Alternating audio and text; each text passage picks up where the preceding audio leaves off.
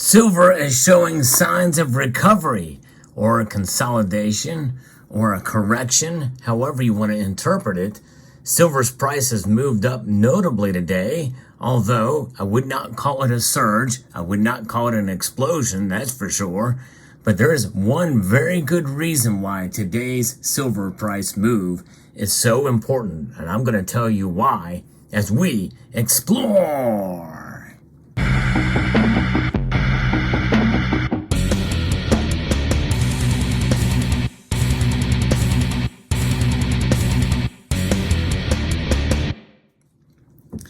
Let's first take a look at where the markets are for both gold and silver today. Notably, they are up. Could this be ending the late summer slump with just days before the summer ends? I don't know. It's hard to tell at this point. But I think, given what I'm going to tell you later on, it very well could be the beginning of a bull run. And that's in spite of other data that I've just come across that I will share with you in tomorrow's video. That could be bad news for silver, but maybe not as well. But nonetheless, here is where gold is. Gold is up over a half a percentage point, 0.6% increase just mere moments before the markets close at $1,923.10. That is up $11.50 today. Silver is up 34 cents. It's a pretty notable increase with almost a 1.5% increase in silver's price to $23.07 for silver. Platinum is up over 2%. It is the clear winner of the day. It is up $21 and palladium is down $2. So how do we interpret these data? Well, there's several ways to look at it. In fact, one very well could be the news that is breaking today about a strike. The United Auto Worker strike that's going on. The 3 factories have been shut down with potential for more. We saw gold jump up and silver as well, helped by a weaker dollar. And we're going to get into that in a moment too. And safe haven buying after the United Auto Workers Union kicked off strikes at 3 automakers in Detroit, with hopes around a likely pause in U.S. interest rate hikes lent further support. And that pause is still, that market is still baking that in. But silver is up in spite of that. And so the dollar has slipped a little bit. And we'll get into that momentarily. But the United Auto Workers Union launched simultaneous strikes at 3 factories owned by the Detroit Three, including Chrysler-owned Stellantis, marking the most ambitious U.S. industrial labor action in decades. And this could stifle actually demand for silver, especially for EVs. So the fact that silver moved up today in spite of that is significant, but it's not the most significant thing.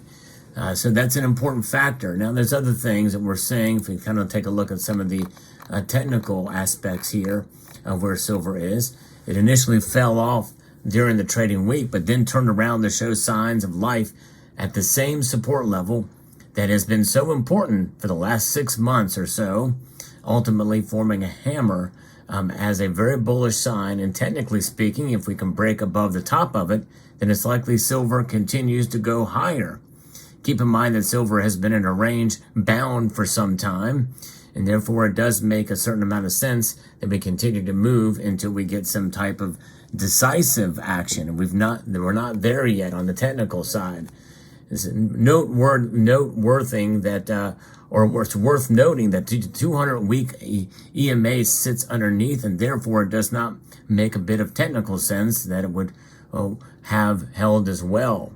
On the upside, we look forward to the $25.50 level. That's kind of where the next breakout point would be. And that's where the resistance has been so far. And there's really nothing that we could tell that is going to change the overall attitude, at least in the short term. But if we break down below the weekly candlestick, if you look at that in a technical point, it's possible that we could drive down to the $20 level on a very negative turn of events. And this auto worker strike very well could broaden, and they are prepared for it, at least from last I heard, and that could stifle a demand for silver even more. And that could actually have bad news for silver, and we could see it. But I think $20 would definitely be a very, very strong support. And I don't see it going below that as the bottom of the floor. So we'll see here how that plays out. But nonetheless, these metals indeed are reacting, and they're reacting in an unexpected manner to a degree here. And the most important reason is because of the dollar. Well, what is it about the dollar? Well, the dollar, as we know, it is the strongest currency of all the currencies that are out there. It is the, think of it like a laundry basket of dirty shirts. And this one just happens to be the cleanest of the dirty shirts, but it still smells, it still is grimy.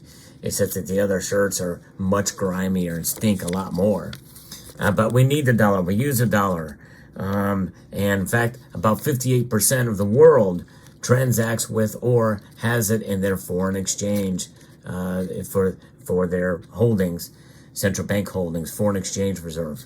So with that being said, and even with the de-dollarization that's going on, the dollar is strong. But today, it's a little bit weaker, and that has caused the silver's price to go up.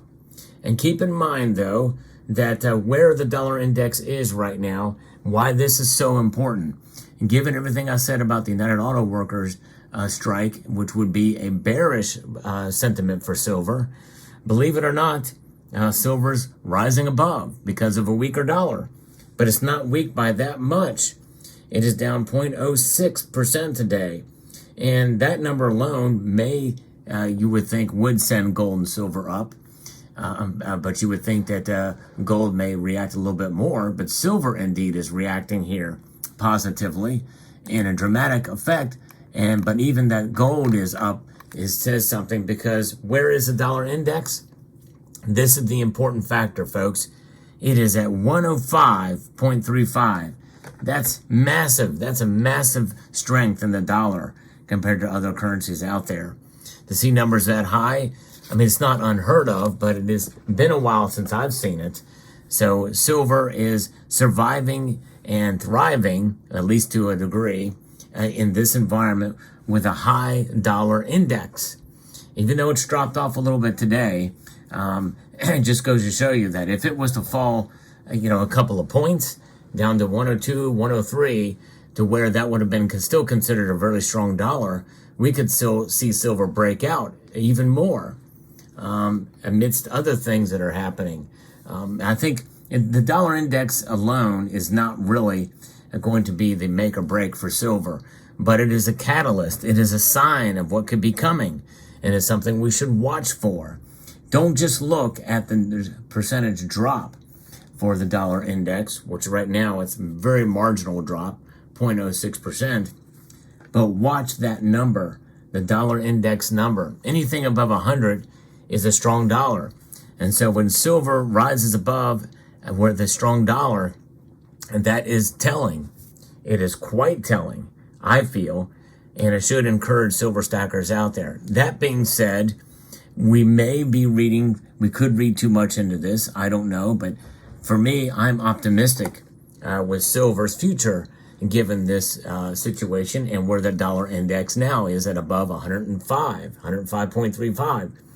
And so we could see silver start to begin sort of a breakout period. Now, notwithstanding, given the industrial side of silver and that aspect of it and how complex that market is, we can still see silver drop and have ebbs and flows, but I do believe that largely silver is going to prevail, and I think that likely if we're not at the bottom, we should be near the bottom, aside from what I just referred to over from FX Empire, and I think the only thing that's going to be there is just a severe lack or slowdown in demand fundamentals, which again, I'll talk about more of that in tomorrow's video.